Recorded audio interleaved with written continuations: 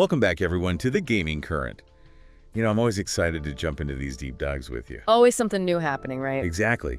Especially this week, it feels like we've got a little bit of everything. Big wins, some pretty huge releases, and even a leak that's got people talking, all from GameEels, of course. Sounds like we've got our work cut out for us then. Oh, wow, that's what we're here for. Let's dive right in, shall we? First up, T1's incredible victory at the League of Legends World Championship. They just clinched their 5th world title.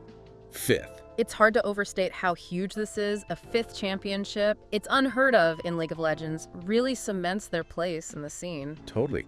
And what's crazy is how they've managed to stay on top for so long. League is so competitive, and teams are constantly shifting and changing. It really is. What's interesting about T1 is they seem to adapt and refine their strategies without ever losing that core identity. Like, even with roster changes and all the meta shifts, they still come out on top. Speaks to their dedication, their talent, and how well they work together. Speaking of teamwork, let's talk about that final match against Bilibili Gaming. What a nail-biter. Intense, right. Bilibili took that first game pretty decisively. I think everyone was on edge, wondering if T1's reign was over. Me too.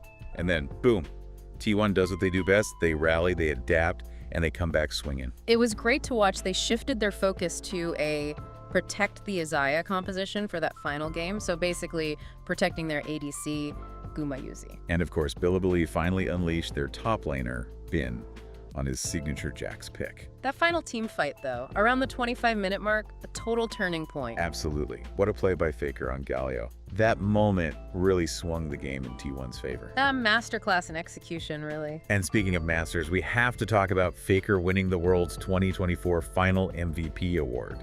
His legacy in League is already massive, but this just adds to it. Absolutely. He's a legend, not just for his skill, but his leadership and the way he inspires his teammates. 5 championship wins, and he's been there for all of them. Remarkable. Totally agree. All right, T1 might be on top of the world right now, but there's another titan making waves. Call of Duty. Black Ops 6 just launched, and it's already breaking records. No kidding. Microsoft's CEO Satya Nadella announced some insane sales figures, like a 60% increase compared to last year's Modern Warfare 3rd.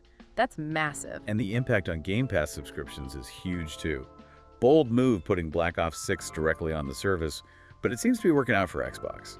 It's good for everyone, really. Players get to try out the newest Call of Duty without shelling out full price, and Microsoft sees a surge in Game Pass subscriptions. Yeah, everyone wins.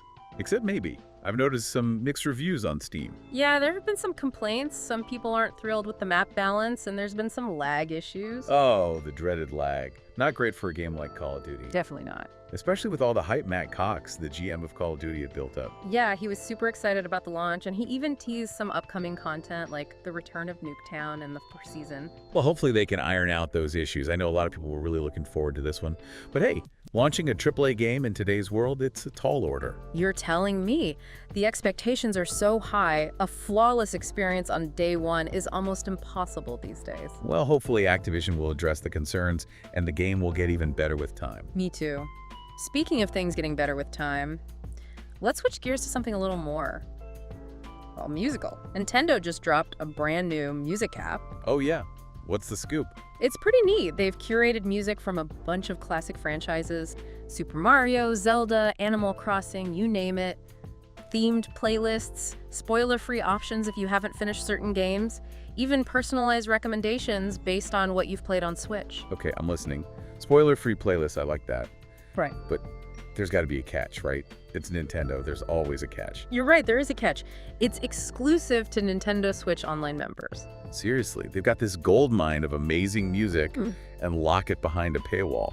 I know, it feels like a missed opportunity to connect with more people. Nintendo music is so popular, even people who don't play games love it. I hope they might eventually open it up to everyone. Or maybe this is a sign they're relaxing their stance on fan content using their music. That would be a dream come true. I've always thought they were a little too strict with copyright. A more relaxed approach would be a win-win for fans and for Nintendo, really. Well, one can hope. Okay, ready for our last bit of news?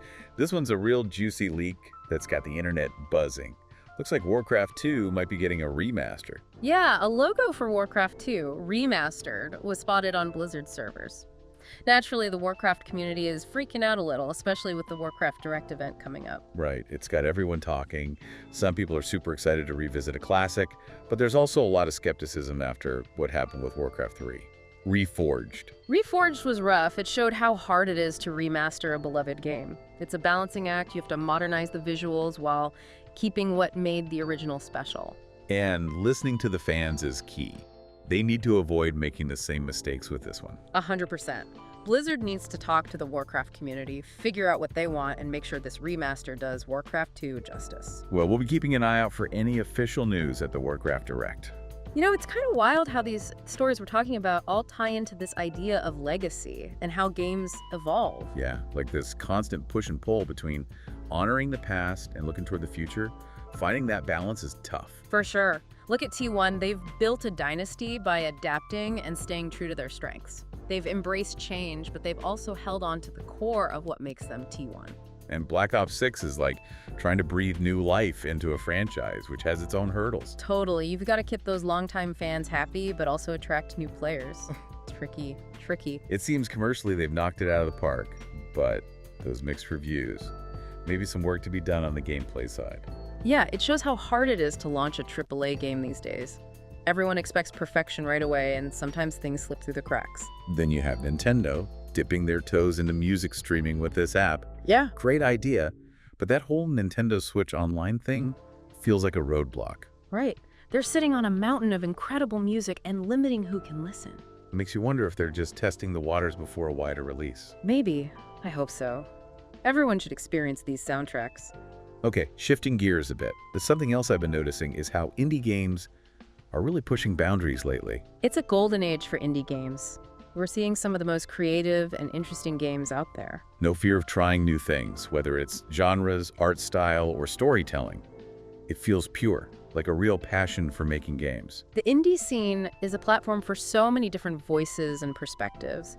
We're seeing games that tackle all sorts of things you wouldn't see in a big studio game. And thanks to platforms like itch.io and Steam, it's never been easier to find and support those indie devs. It's amazing. It's like a treasure hunt. You never know what you'll discover. Speaking of discoveries, that Warcraft 2 Remaster leak got me thinking. How much are we willing to pay for nostalgia? And I don't just mean money, I mean, in general. That's the question, isn't it? Remasters and re-releases are popular, but is that all we want? Or do we crave something truly new as well? It's got to be tough for developers. They want to appeal to that love of the classics, but also deliver something fresh. Black Ops 6 proves there's a market for familiar experiences, but I do think people are hungry for games that push the envelope, try new things. Which brings us back to those indies. They're leading the charge in innovation. They're not afraid to experiment. It's a good balance, Big studios bring the spectacle, the polish, but those indies, they're the ones pushing boundaries. So as we wrap up our deep dive today, what's the one thing you want our listeners to remember? I'd say remember this. Gaming is constantly changing, and it's more exciting and diverse than ever before. Whether you're a hardcore gamer or just starting out, there's something out there for you. Enjoy the nostalgia, embrace the new, and most importantly, keep exploring. Love that. And to leave you with a final thought, something to chew on, we've got Black Ops 6 and maybe a Warcraft 2 remaster coming. It really makes you wonder, how much are we willing to pay, both literally and figuratively, for that nostalgia? Are developers striking the right balance between honoring the past and giving us something truly new and innovative? It really is something to think about, especially as the gaming world keeps changing so rapidly. Lots to consider, for sure. Well, we've hit all the major points today, from T1's amazing win to the launch of Black Ops 6, and even all the awesome stuff happening in the indie scene. A pretty good snapshot of where things are at, I'd say. And a reminder that in the world of gaming, there's never a dull moment. Exactly. Whether you're a diehard esports fan, a casual player, or just someone who enjoys a good story, there's a game out there for everyone. And that's what makes it so cool, right? It's more than just games. It's a community, a culture, even a way of life for some people. It really is.